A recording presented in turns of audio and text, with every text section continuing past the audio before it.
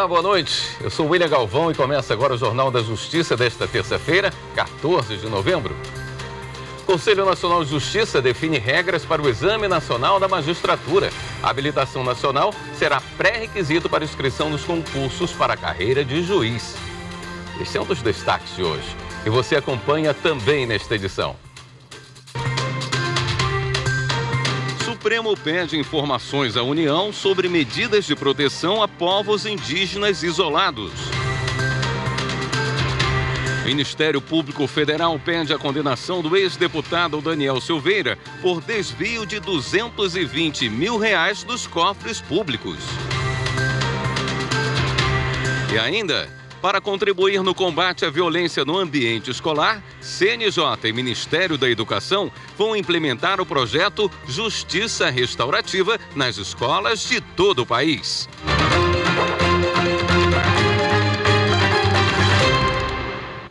O ministro Edson Fachin, do Supremo Tribunal Federal, determinou que a União e outros órgãos prestem informações sobre medidas de proteção a terras indígenas. Ao vivo, o repórter Viviane Novaes traz os detalhes para a gente.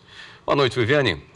Boa noite, William. Boa noite a todos. A Articulação dos Povos Indígenas do Brasil, a PIB, relatou que a União e outros órgãos não estariam cumprindo medidas cautelares definidas numa ação que tramita aqui no STF. Essas medidas buscavam garantir os direitos dos povos indígenas isolados e de recente contato. Segundo a Associação O Povo da Terra Indígena Cauarriva do Rio Pardo, em Mato Grosso, está em risco por causa do desmatamento crescente e da grilagem de terras. A PIB também relatou que as medidas cautelares não estariam sendo cumpridas na terra indígena Tanaru e que o povo Zoé vai sofrer as consequências do lançamento do pré-edital de licitação que permite a exploração de parte da floresta estadual do Paru, no Pará.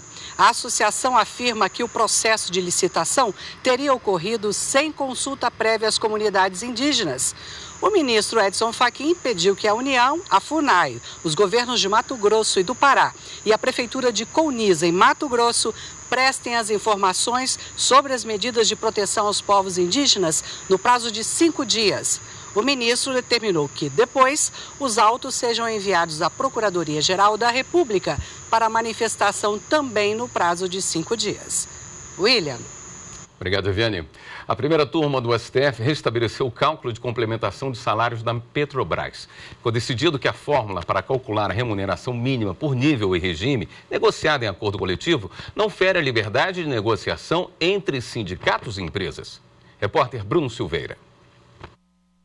Por maioria de votos, a primeira turma do Supremo Tribunal Federal manteve a decisão do ministro Alexandre de Moraes sobre a metodologia inicial do cálculo da remuneração para empregados da Petrobras. O pagamento do complemento para quem recebe abaixo da remuneração mínima faz parte do plano de cargos, carreiras e salários que assegura isonomia para aqueles que exercem os mesmos cargos e funções na empresa e nas subsidiárias.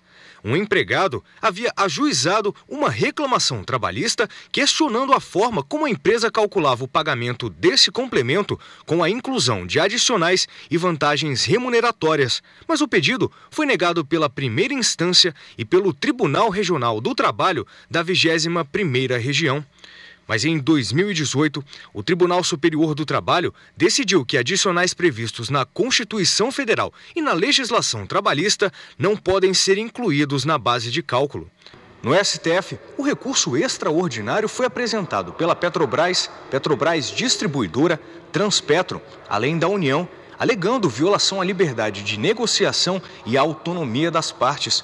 Segundo o voto do relator, ministro Alexandre de Moraes, os acordos coletivos colocam em patamar de igualdade os empregados. Dessa forma, o judiciário só interviria para alterar o que foi livremente negociado pelas partes se houvesse flagrante inconstitucionalidade, o que não apareceu no caso. De acordo com a jurisprudência do STF, a Constituição de 88 reconhece convenções e acordos coletivos como instrumentos legítimos de prevenção de conflitos trabalhistas. Na decisão, Alexandre de Moraes explicou que os critérios do acordo coletivo dos empregados da Petrobras não violam os princípios da isonomia, da razoabilidade e da proporcionalidade e que a remuneração mínima por nível e regime representa uma conquista da categoria. A decisão da primeira turma foi proclamada em sessão virtual, encerrada no último dia 10. Também em plenário virtual, o Supremo negou o pedido da Confederação Nacional dos Transportes, que queria o prosseguimento de uma ação que questionava decisões que reconheceram a responsabilidade solidária em sucessões trabalhistas fraudulentas. Marta Ferreira tem mais informações. A Confederação Nacional do Transporte entrou com uma ação no Supremo, questionando decisões da Justiça do Trabalho que reconheceram a responsabilidade solidária de empresas em sucessões trabalhistas supostamente fraudulentas. O relator do processo, ministro Alexandre de Moraes, entendeu em decisão monocrática do ano passado que esse tipo de ação não poderia ser proposta pela entidade e que ela ainda teria caráter de recurso. A CNT recorreu e esse recurso foi levado a julgamento em sessão no plenário virtual. Ao votar, o ministro Alexandre de Moraes manteve o entendimento, negando o pedido. No caso concreto, ele notou que as decisões judiciais contestadas estão sujeitas a questionamentos próprios do processo trabalhista e podem ser resolvidas em outras instâncias. O plenário, por maioria, seguiu o voto de Moraes. O único a divergir foi o ministro Gilmar Mendes, que destacou que a responsabilização solidária tem causado transtornos às empresas representadas pela Confederação. Na prática, isso significa que o devedor pode buscar receber a dívida trabalhista de qualquer uma das empresas devedoras e na sua totalidade. O sistema eleitoral brasileiro foi destaque durante o seminário O Papel do Supremo nas Democracias. O evento contou com a participação da vice-presidente do Tribunal Superior Eleitoral, ministra Carmen Lúcia. Quem conta pra gente é o repórter Guilherme Glória. A ministra Carmen Lúcia participou do painel O Judiciário como condutor de processos eleitorais. Estiveram com ela a professora Carla Luiz, da Universidade de Coimbra, e o Procurador-Geral de Justiça do Estado de São Paulo, Mário Sarrubo. Durante o evento, a vice-presidente do TSE reforçou o papel da justiça eleitoral para a manutenção da democracia brasileira. Temos uma vocação democrática que precisa de ser cada vez mais enfatizada, educada, para que a gente seja não modelo de processo eleitoral democrático, mas modelo de democracia para o mundo. A seguir, MPF pede a condenação do ex-deputado Daniel Silveira por desvio de R$220 mil dos cofres públicos. Voltamos em instantes.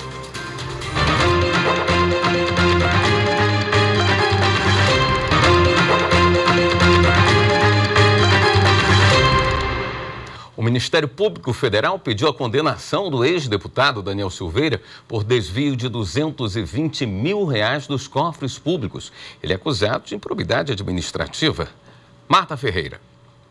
Para o Ministério Público Federal, Daniel Silveira usou a verba de gabinete da Câmara dos Deputados para pagar por um serviço que nunca foi prestado.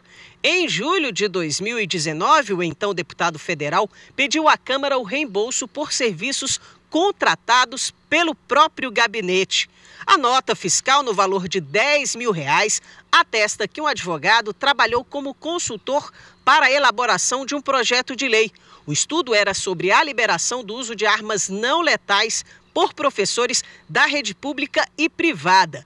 Daniel Silveira ganhou o reembolso da Câmara, mas para o MPF, esse serviço nunca foi prestado pelo advogado.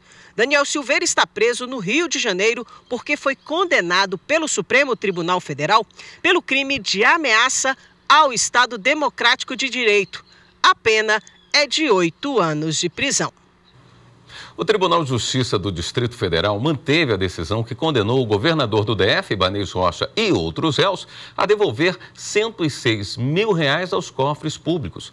A quantia se refere ao valor dos produtos doados indevidamente durante a pandemia de coronavírus para a cidade de Corrente, no Piauí.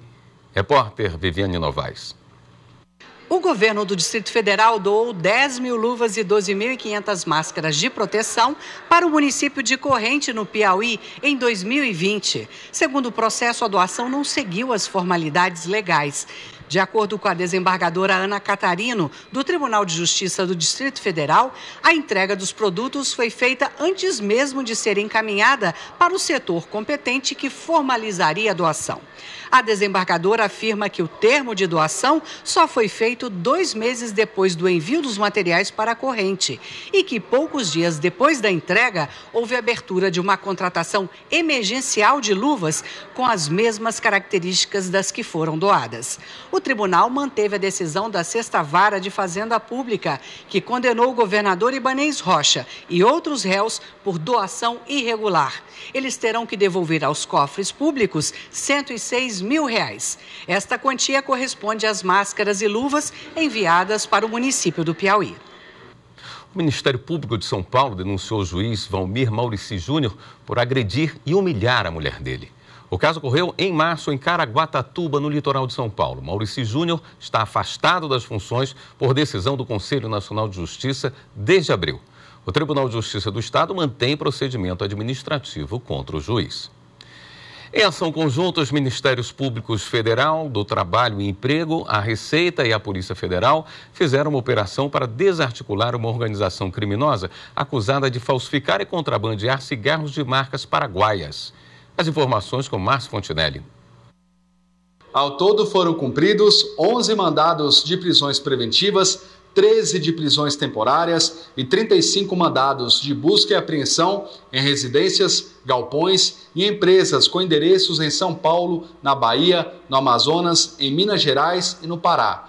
De acordo com as investigações, utilizando maquinários importados de forma clandestina, a quadrilha produzia cigarros falsificados de marcas paraguaias. Até mesmo o insumo, como tabaco e papel, eram comprados de empresas que faziam parte do esquema.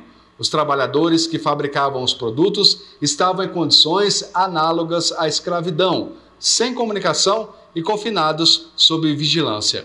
A Justiça Federal ainda determinou o sequestro de bens e valores contra 38 pessoas físicas e 28 pessoas jurídicas, no total de R$20 milhões. No próximo bloco, o CNJ define regras para o Exame Nacional da Magistratura. Voltamos já.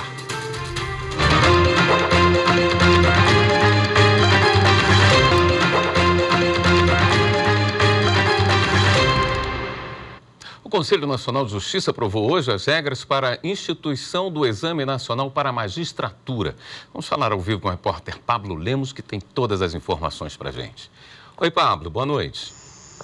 Oi, William, boa noite a você, boa noite a todos que nos assistem. Olha, o Exame Nacional da Magistratura vai servir de requisito prévio e necessário para a disputa de concurso de magistrados. Os tribunais continuam com autonomia para a realização das provas, mas a inscrição para concorrer nessas provas vai depender da aprovação nesse Exame Nacional e a gente confere mais detalhes agora. Conforme o texto aprovado em sessão, o Exame Nacional de Magistratura será conduzido pela Escola Nacional de Formação e Aperfeiçoamento de Magistrados, sob a supervisão do Conselho Nacional de Justiça. Para o presidente do CNJ e do Supremo Tribunal Federal, ministro Luiz Roberto Barroso, a intenção é uniformizar o nível de conhecimento dos juízes. O Exame Nacional de Magistratura, que será conduzido pela Escola Nacional da Magistratura, dirigida pelo ministro Mauro Campbell Marques, é um exame prévio de habilitação sem retirar a competência dos tribunais de realizarem os seus próprios exames, mas a aprovação no Exame Nacional, a comprovação da aprovação no Exame Nacional é um requisito para inscrição nesses concursos. De acordo com a resolução, o exame será uma prova objetiva com 50 questões. O caráter será apenas eliminatório, não classificatório. Serão considerados aprovados todos os candidatos em ampla concorrência que conseguirem ao menos 70% de acertos na prova objetiva, ou, no caso de candidatos autodeclarados negros ou indígenas, ao menos 50% de acertos. Além disso, o normativo estabelece que os candidatos cotistas devem ter a opção de concorrência validada pelo tribunal local antes da realização da prova. Os tribunais, no entanto, deverão exigir dos candidatos o comprovante de aprovação do Exame Nacional da Magistratura. A prova deve ser realizada ao menos uma vez por ano, de forma simultânea, nas capitais de todos os estados e no Distrito Federal. A aprovação no exame da magistratura tem validade de 2 anos, a partir da divulgação do resultado definitivo. E durante a sessão, o CNJ celebrou um acordo com o Ministério da Educação para implementar o projeto Justiça Restaurativa nas escolas de todo o país. A iniciativa tem como objetivo buscar soluções para enfrentar o problema da violência vivenciada nos ambientes escolares. Vamos conferir. O Conselho Nacional de Justiça recebeu o ministro da Educação, Camilo Santana, para a celebração do acordo.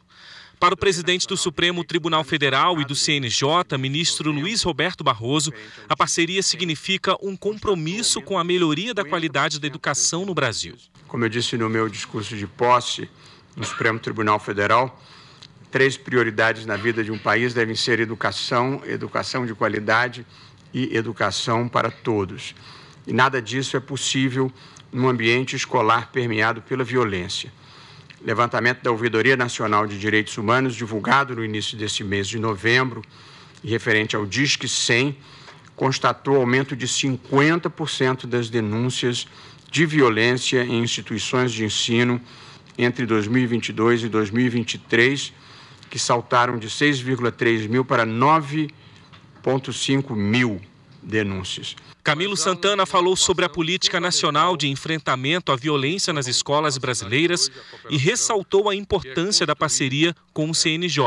Nós estamos dando um passo importante para dar a garantia, porque o que nós estamos falando hoje é que um pai e uma mãe se sinta seguro de levar e deixar o seu filho numa escola brasileira. Todos os esforços que nós pudermos fazer para garantir segurança e tranquilidade nas escolas brasileiras, nós precisamos fazer. O projeto a ser implementado em todas as escolas é fruto de conversas entre o Judiciário e o governo federal, mediante a escalada de violências nesses locais. Com a justiça restaurativa nos ambientes escolares, diálogos podem ser estabelecidos e novos ataques evitados. O modelo agora adotado para as escolas tem como base o que já funciona em órgãos do Judiciário brasileiro.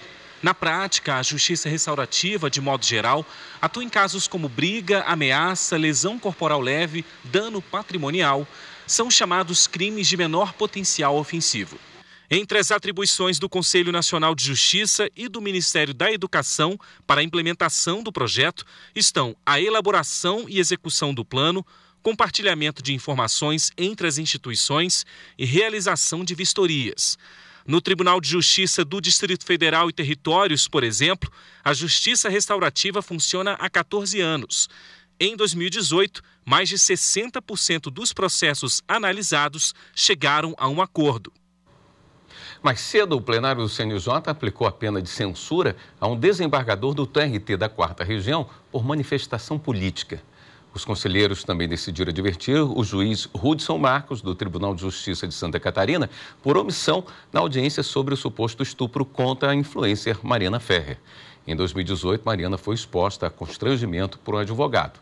A reportagem é de Carolina Chaves. O processo administrativo disciplinar contra o juiz Hudson Marcos foi aberto em maio deste ano por decisão do plenário do Conselho Nacional de Justiça. O objetivo foi apurar a conduta do magistrado durante a audiência entre a vítima, Mariana Ferrer, e o agressor, André de Camargo Aranha. Nos vídeos da sessão, que foram divulgados na época, mostraram que Mariana teria sido constrangida e humilhada e o juiz Hudson Marcos não atuou com firmeza para restabelecer a ordem da audiência e evitar o constrangimento da vítima. Mariana participava da audiência como vítima. Ela acusava o empresário André de Camargo Aranha por estupro de vulnerável. Mariana afirmou que foi dopada por Aranha durante uma festa em uma boate de Florianópolis em 2018 e o empresário teria se aproveitado da condição para ter relação sexual com a promoter. O caso chegou até o Tribunal de Justiça de Santa Catarina, que absolveu o empresário por falta de provas. A relatora conselheira Salise Sanchotene votou por aplicar ao juiz a pena de advertência. Ela entendeu que o juiz não fez o devido acolhimento da vítima, favorecendo favorecendo o advogado do réu. A pena de advertência foi acompanhada pela maioria dos conselheiros. O presidente do CNJ e do Supremo Tribunal Federal, o ministro Luiz Roberto Barroso, explicou que o papel do juiz é de evitar constrangimento e desrespeito durante a audiência, principalmente nos casos de violência sexual. É papel do juiz evitar que a testemunha ou a vítima sejam constrangidas, sejam humilhadas e desrespeitadas, eu diria, uma conduta grosseira e penosamente machista. No final da sessão, os conselheiros analisaram um processo administrativo disciplinar aberto pelo CNJ para apurar republicações feitas nas redes sociais pelo desembargador Luiz Alberto de Vargas, do TRT da 4ª Região, com manifestações políticas. Para o MPF, publicações como essas extrapolam a liberdade de manifestação do magistrado e ferem o Código de Ética da Magistratura. A defesa do desembargador alegou que os magistrados têm direito à manifestação e à liberdade de expressão. Além disso, o magistrado não se manifestou no exercício da função e pedia o arquivamento do PAD. O relator, conselheiro Vieira de Melo Filho, aplicou a pena de censura ao magistrado porque ele já foi advertido antes pela mesma conduta. Vieira foi acompanhado pela maioria. O Superior Tribunal de Justiça promoveu um seminário para debater medidas voltadas à ampliação do acesso de pessoas negras à justiça. As palestras e debates podem ser acompanhadas pelo canal do STJ no YouTube. Repórter Jéssica Castro. O evento faz parte da primeira jornada Justiça e Equidade Racial e tem como objetivo promover discussões para a elaboração de medidas que possam ampliar o acesso de pessoas negras à justiça, combater o racismo estrutural e institucional e aumentar a representatividade étnica nos quadros funcionais. A jornada é uma realização do Superior Tribunal de Justiça, do Supremo Tribunal Federal, do Tribunal Superior Eleitoral, além dos Tribunais Superiores do Trabalho e Militar e os Conselhos Nacional de Justiça e da Justiça Federal. A iniciativa está inserida no contexto do Pacto Nacional do Judiciário pela Equidade Racial, que consiste no compromisso formal e solidário dos tribunais brasileiros pelo cumprimento de normas e jurisprudências internacionais e nacionais pela equidade racial.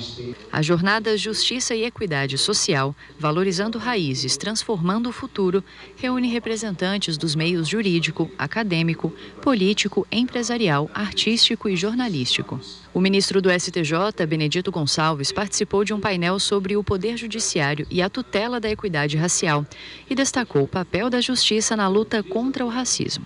Mesmo com avanços significativos na legislação, a igualdade racial ainda não foi plenamente alcançada. Nesse contexto, o Poder Judiciário tem um papel fundamental na promoção de direitos e na efetivação das garantias fundamentais da população negra.